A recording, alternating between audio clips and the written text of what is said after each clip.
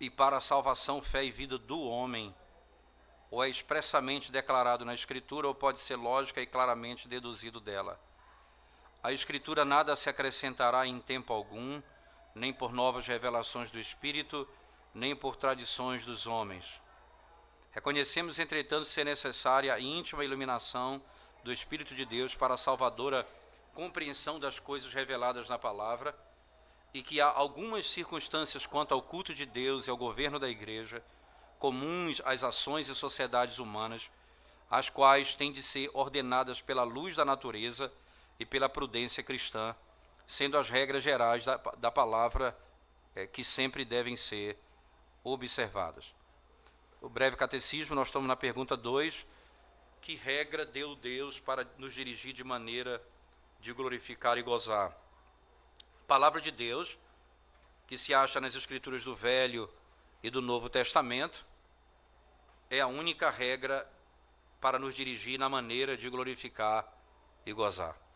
Ok? Essas são os dois pontos centrais aqui que a gente vai trabalhar hoje. Tentar concluir esse tópico, esse tempinho que nos resta. Okay? Um aspecto que eu queria rapidamente frisar aqui para os irmãos, é que, de alguma maneira, quando a gente trata acerca da doutrina da Escritura, sempre também repousa alguma dúvida sobre a questão da autoridade, não é? Qual a autoridade da Escritura? O que autoridade tem a Escritura? É por isso que a doutrina ela tem que começar por aquilo que a palavra de Deus diz sobre ela mesma. Não existe doutrina que eu estude dizendo o seguinte: eu tenho uma visão da Bíblia, eu tenho uma visão reformada da Bíblia. Isso pode significar muita coisa, mas pode significar nada, né, em tese. O que eu preciso ter é uma visão bíblica da Bíblia. Então, o que é que a Bíblia diz sobre ela? Então, esse é o grande testemunho. Então, não é exatamente o que é que a igreja diz sobre ela, mas o que é que a Bíblia diz. Veja, o que a igreja diz sobre ela é muito bom, o testemunho é muito bom, é importante, os documentos históricos são muito importantes, mas não teria valor nenhum se ela mesma não se declarasse palavra de Deus. O testemunho principal é o testemunho dela mesma, né? E isso aqui é um dos elementos importantes. Outro aspecto fundamental nesse sentido é quanto à interpretação. Então, eu posso simplesmente ter aqui um monte de regras e técnicas de interpretação, e aí vocês vão se tornar os melhores intérpretes do mundo? Necessariamente não. A ferramenta é importante, a hermenêutica é importante, nós podemos falar sobre isso há algum tempo. Mas sem a iluminação do Espírito Santo de Deus, nós não podemos compreender as Sagradas Escrituras. Sem que o Espírito ilumine a nossa mente, nós não podemos compreender as Sagradas Escrituras, né? Isso podemos dizer, é fundamental para nós entendermos a palavra de Deus. Eu queria que nós pudéssemos, ainda na direção que nós estávamos seguindo na última aula, lidar com algumas outras questões que eu considero importantes. Veja, eu queria que você abrisse a palavra de Deus para mim em Apocalipse, né? Capítulo 22, verso 18, o texto que nós já lemos na última aula, e eu quero, a partir dele, começar a nossa aula hoje.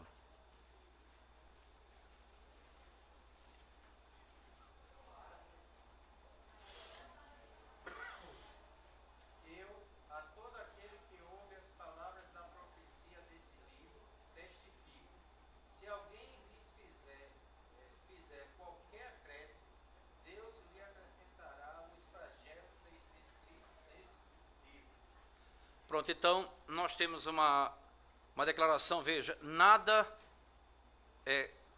que existirá a parte da Escritura é algo que é acrescentado a ela. Veja, os documentos da igreja, os credos, as confissões, eles não são acrescentados à Bíblia. Entenda o que está dizendo? Eles emanam da Escritura. Em outras palavras, eles são produzidos pela Escritura. A Escritura Sagrada, ela tem por natureza mostrar o seu objetivo. Então, eu escrevi isso para esse fim, eu escrevi isso para esse fim. A natureza da Escritura em revelar um propósito, ela naturalmente fará com que eu tenha que estabelecer doutrina a partir das verdades reveladas. Então, qual o propósito dessa história? Qual o propósito desse ensinamento? E isso é parte do trabalho de quem interpreta. Esses documentos que são criados fora da revelação bíblica, mas a partir da revelação bíblica, eles têm força, mas eles não são a palavra de Deus. Nunca um documento da igreja quis ser a palavra de Deus. Mas eles têm autoridade em que sentido? No sentido de que eles são a melhor interpretação da Escritura. Você volta à Escritura e encontra nela as verdades ali interpretadas. Diante disso, né, você ainda pode caminhar na direção que nós começamos, dizendo o seguinte: perceba, as opiniões dos pais da igreja, os decretos ou as decisões conciliares, os atos das assembleias, os pactos, os sermões dos ministros, não são a regra de fé para nós. Isso é muito importante. Nem eles podem nos colocar diante da mensagem de dizer um vínculo que diz vida ou morte, se o que está sendo dito pelo pai da igreja, pelo concílio, pelas assembleias, pelos pactos e pelo sermão, se ele não tiver de acordo com a palavra de Deus. Se ele estiver de acordo com a palavra de Deus, ou se tiver segundo a palavra de Deus, ele tem autoridade sobre minha vida. Você entende aqui? A autoridade de um sermão, não é? Uma confissão, a confissão helvética, ela diz assim, quando trata sobre a pregação, sobre a palavra de Deus, ele diz: a pregação da palavra de Deus é a palavra de Deus.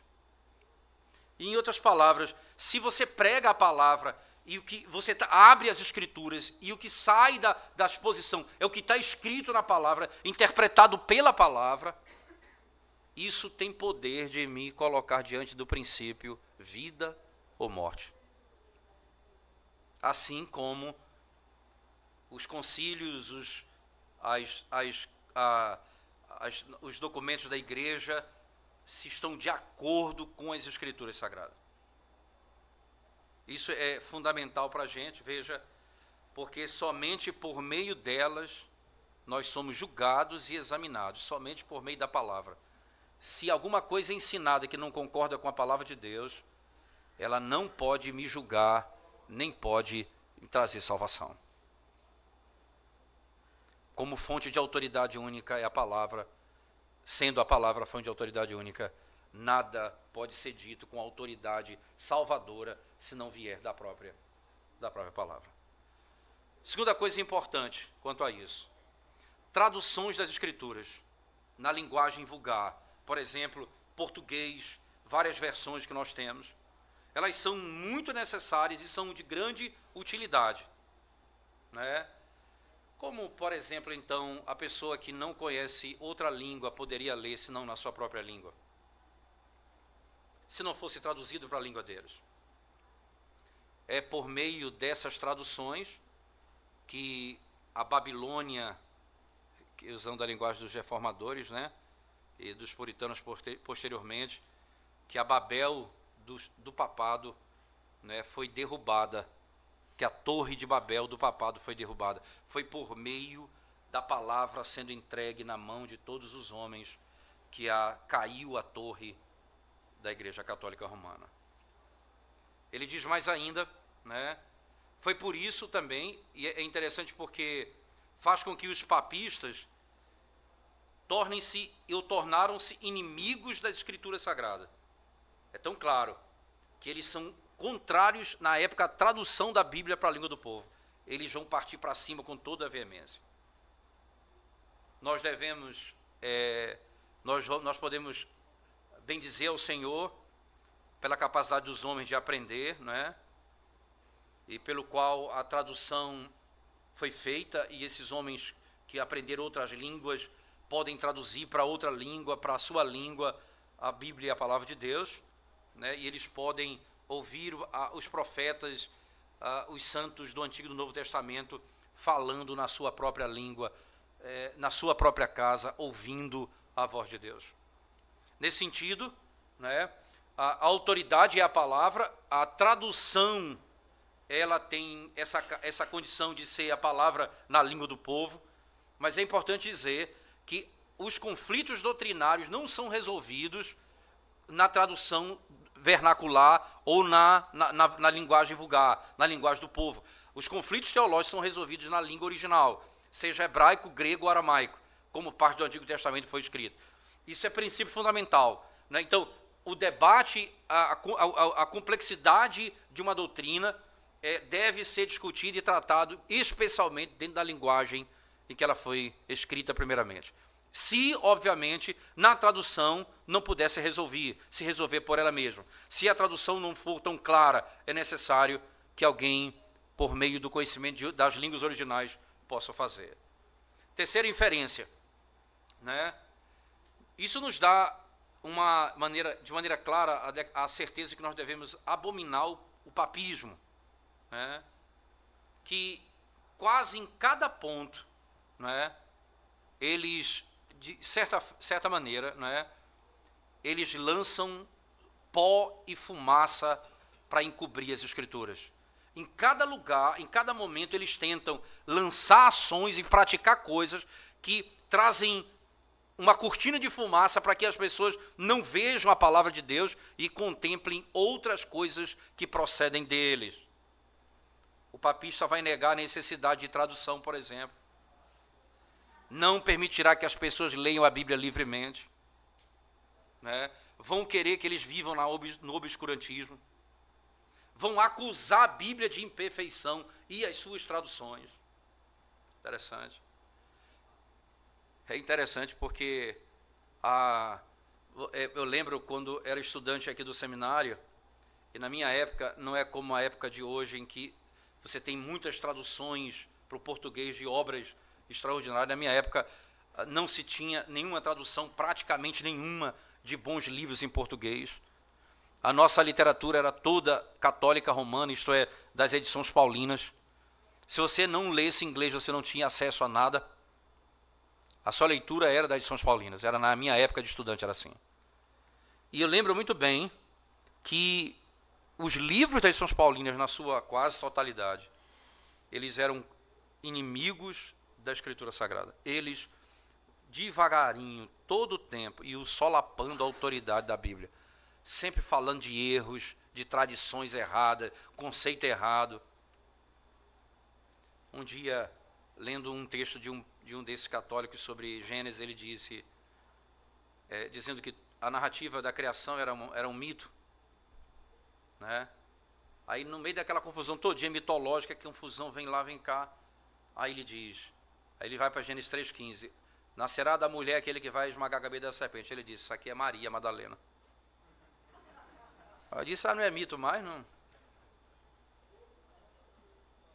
Ele consegue ter habilidade, não é, com a autoridade dele de dizer que tudo aquilo ele não passa de mitologia, e ao mesmo tempo declara que aquela mulher ali é Maria Madalena, que eles já estão profetizando sobre ela desde esse tempo.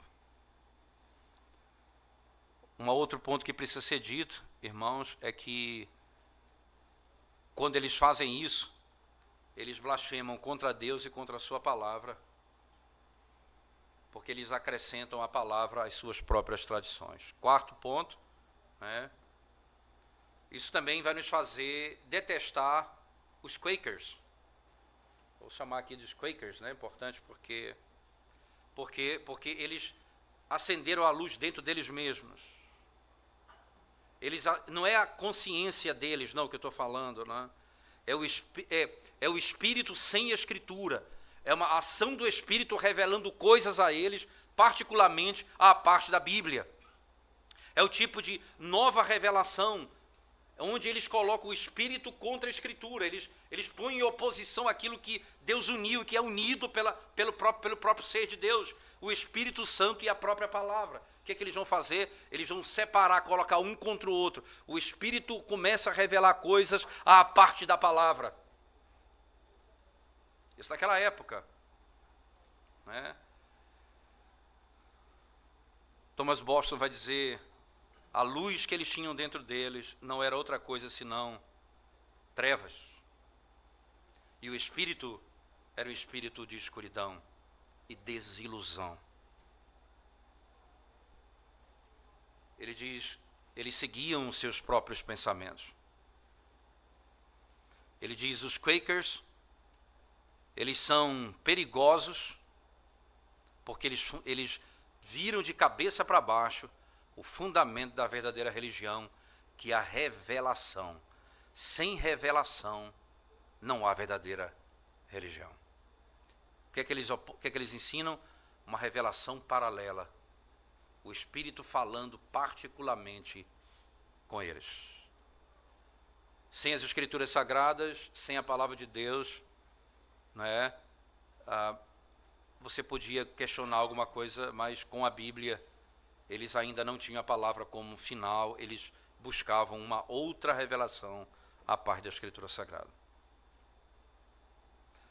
Perceba que a nossa confissão, ela não vai ser contra apenas tradições da Igreja Católica, ela vai ser contra também as novas revelações do Espírito. Porque a revelação bíblica, como ela é perfeita, ela tanto rejeita as tradições como as novas revelações. Isso é fundamental dentro da percepção da igreja, né? Só para, voltando lá para a confissão de fé, veja lá comigo, por favor, né? O primeiro parágrafo, ele diz assim: ainda que a luz da natureza e as obras da criação e da providência de tal modo manifeste a bondade, a sabedoria e o poder de Deus, que os homens ficam inexcusáveis, contudo, não são suficientes para dar aquele conhecimento de Deus e da sua vontade necessário para a salvação. Ele está dizendo, veja, há uma revelação geral que não é suficiente para salvar, que é a criação. Ele continua. Então, por isso foi o Senhor servido em diversos tempos e diferentes modos, revelar-se e declarar à sua igreja aquela sua vontade, e depois para melhor preservação e propagação da verdade, para o mais seguro estabelecimento e conforto da igreja, contra a corrupção da carne e malícia de Satanás e do mundo, foi igualmente servido fazê-la escrever toda. Isto torna indispensável a Escritura Sagrada, tendo cessado aqueles antigos modos de revelar a Deus a sua vontade ao seu povo. Veja, a revelação pronta, o modo de Deus revelar, isto é, por meios, sonhos e visões, e nova revelação, que era o modo como a palavra revelada, cessa esse modo de revelar, agora eu tenho as Escrituras Sagradas. Eu não tenho mais as novas revelações, eu tenho a revelação divina. Então a palavra vai combater tanto as novas tradições, ou as antigas tradições da igreja, quanto as novas revelações do Espírito, como nós bem sabemos, né, à luz daquilo que temos visto, ok? Mas ainda eu queria ir mais adiante ainda com outro ponto, né? Por exemplo, lá a gente já viu alguns textos como Deuteronômio 4:2, né, que fala acerca das Escrituras. Eu queria que você abrisse a palavra de Deus comigo lá, mais uma vez. Deuteronômio 4, verso 2, por favor.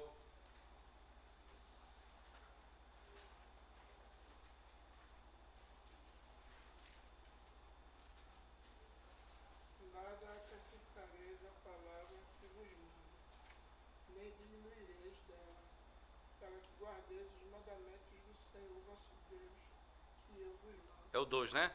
Agora veja o 1, por favor, só um. Roga, pois, ó Israel, ouve os estatutos e os juízos que eu vos ensino, para os cumprirdes, para que vivais e entreis Na e terra. possuais a terra que o Senhor vosso Pai vos dá. Interessante. Veja só, escute o que Thomas Bosch vai dizer da época dele para entender o que acontece na nossa época. Ele diz assim: da mesma forma, a verdade acerca da Escritura nos faz também aborrecer e odiar as superstições e cerimônias da Igreja da Inglaterra.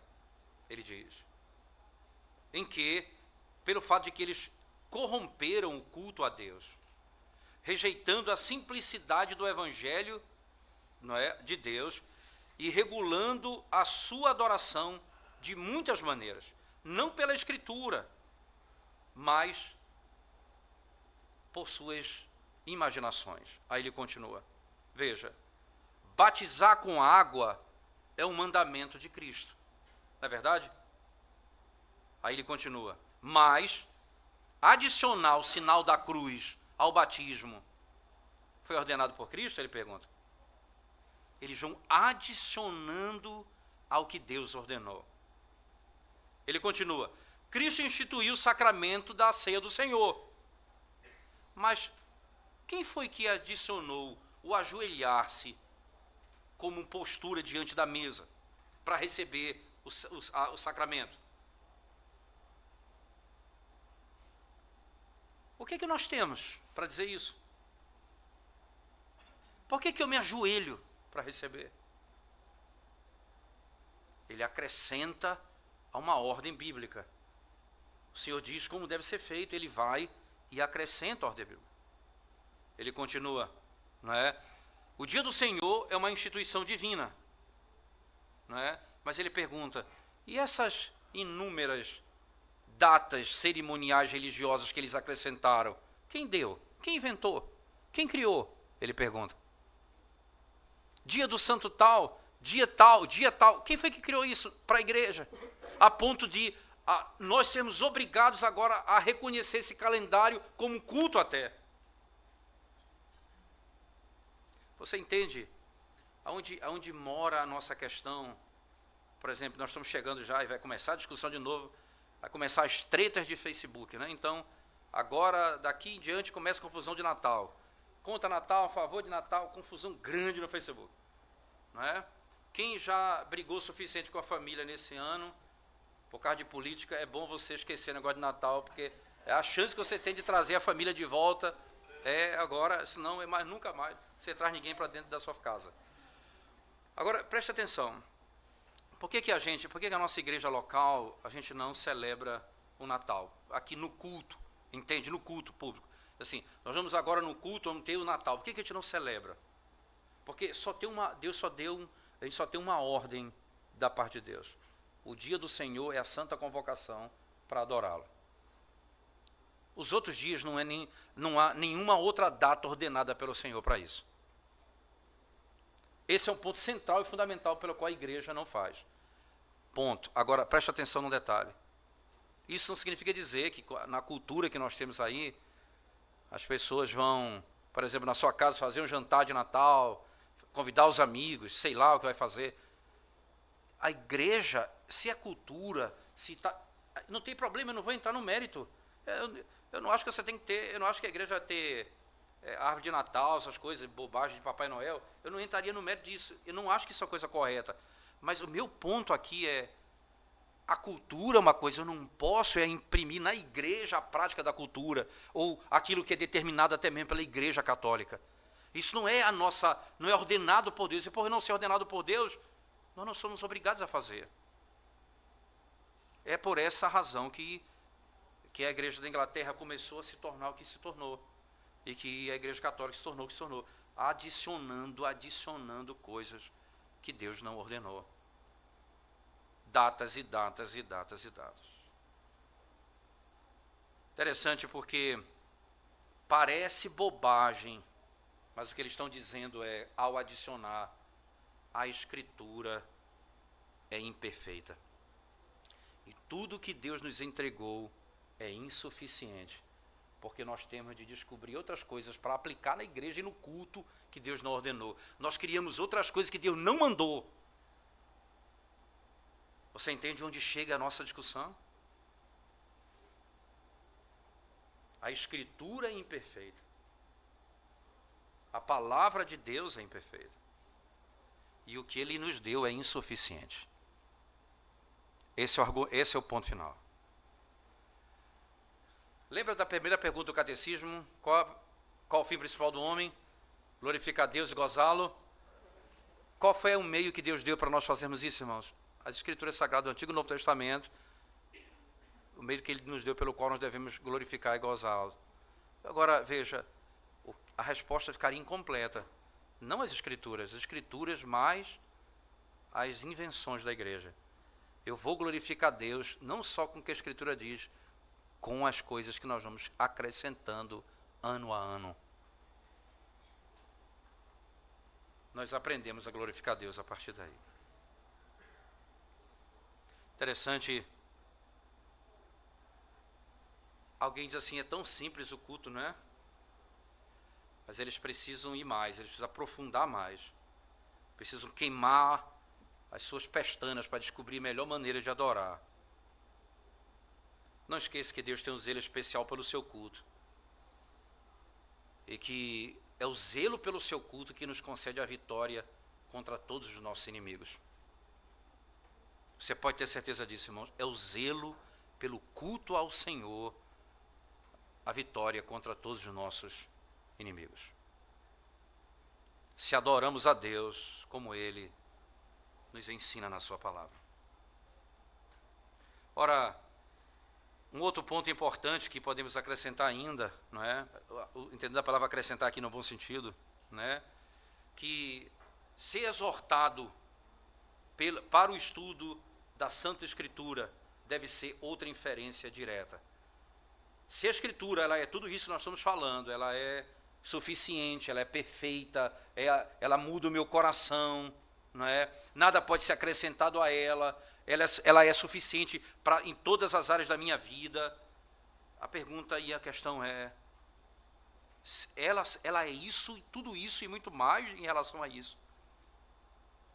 Nós devemos ser exortados a cada dia a estudá-la mais. Ler a palavra em família. Ler em secreto. Clamar pelo socorro do Espírito Santo, para que eu possa entendê-la e compreendê-la, guardá-la em meu peito, no meu espírito, na minha alma. Não permitir que ela tenha poeiras sobre si, mas que ela seja lida e guardada. Preferir a Bíblia aos outros livros. Eu amo ler, você ama ler. Qual o livro que você mais tem prazer de ler? Qual que você mais se delicia?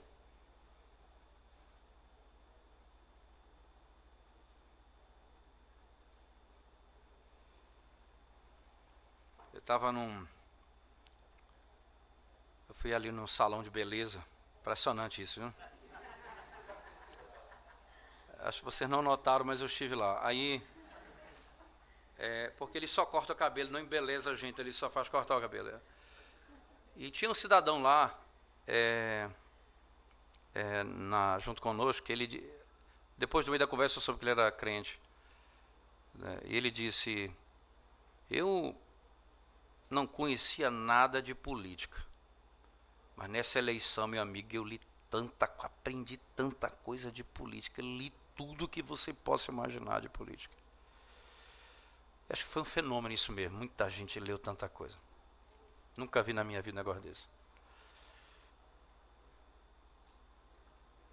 E ele se tornou, ele disse, alguém que hoje pode falar de política com mais tranquilidade.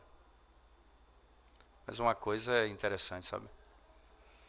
Aí na sequência da conversa, ele disse, é porque eu gosto de investigar tudo. Aí a esposa dele falou, quase ele foi para... Ele se tornou testemunho de Jeová. Aí disse, não é porque eu gosto de investigar tudo. Eu falei, é? Ele não conhecia a Bíblia o suficiente. E começou a ser levado pela sedução do engano das testemunhas de Jeová. E aí ele disse, eu só parei e voltei quando ele disse que Cristo não era digno de adoração, Eu disse, tem um negócio errado nisso aqui, tem um negócio errado nisso aqui. Aí eu voltei. Graças a Deus, pelo menos havia algum conhecimento e algum temor no coração dele. Às vezes a gente é despertado para conhecer política, mas o crente tem de ter prazer na leitura da palavra de Deus e conhecer a Deus como ele se revela na sua palavra. Prefira a Bíblia a qualquer outro livro. Deus é o autor. Estime esse livro. Mastigue, rumine, porque esse é o caminho da salvação. Acenda-o, ele é lâmpada para os teus pés e é luz para o teu caminho. É ele que vai te ensinar, ele que vai te guiar. E eu tenho de ter prazer nele, sem dúvida alguma. E eu não vou conseguir sem que o Espírito me conceda entendimento para isso. Eu vou encerrar aqui, porque é o tópico que a gente vai começar a trabalhar da terceira pergunta do breve catecismo na outra semana, mas as palavras são essa. Mesmo um homem crente como o salmista do Salmo 119, mesmo o homem que foi inspirado por Deus para escrever a palavra de Deus, como o salmista Davi, mesmo Davi, na oração disse, desvenda os meus olhos para que eu possa contemplar as maravilhas da tua lei.